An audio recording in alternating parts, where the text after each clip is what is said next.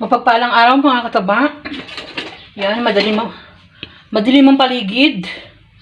Dahil whole day mawawala ng kuryente. Hindi pala. Iba pala yun. Present tense na. Hindi na ano.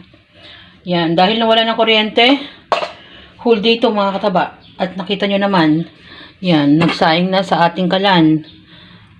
At nakapamalengke na ng kaunti. Yan ang ating mga lilinisin. At ito naman ang ating iluluto. Yung good for ano na yan, almost 2 weeks na naman. Ang iluluto natin isda. Isda na maya-maya at hahaluan natin ng hipon. Meron naman tayo dito, ito yung mga pinamili natin mga kataba. Isang bundle na gulay. Yan. Isang bundle na gulay na kailangan nating linisin. At maglalagay tayo ng maraming yelo para yung ating isda ay tumagal. Bago magkailaw,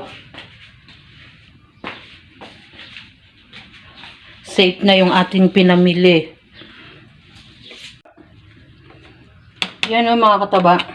Kasama sa binili ko. Ang dami kasi, siguro ang purpose mawawala ng ilaw kaysa masira. Binigay niya ng itong maya-maya na to. Free na to mga kataba. Lagyan niya lang ako ng maraming yelo. Kasama nitong ating parang bulog na ang tawag nila dito eh. Pwedeng almusal sa umaga. At eto. At etong tahong. Yan. Free din yan.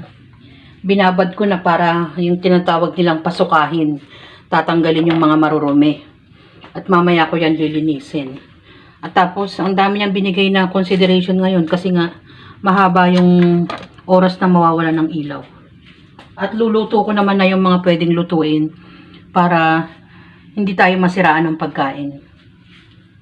Yan, dahil maghapon ang power interruption mga kataba, ginagawa ng paraan ni Mama Taba yung ating mga isda. Yan, nilinis ko yan at nilagyan ko ng yelo yung loob para magtagal, pero pa yung yelong nasa ilalim. Siyempre unahin natin yung mabigat na isda at yun namang madadaganan. Yan, nilalagyan ko rin ng yelo at lulutuin natin yung mga madaling masira tulad ng dalagang bukid. Ayan. Ganyan ang ating gagawin. Kasama ng mga iba nating pinamili. Pero, sabi ko naman sa inyo, ganyan ang ginagawa natin bilang nanay. Yung nag-iintay natin gagawin mga kataba. Isasalansang yan ni Mama Taba after na kumain ng mga boys. Yan mga kataba ang ginagawa natin sa pamimili. Nakaluto na rin tayo ng ating sigang at kasama ng konting prutas.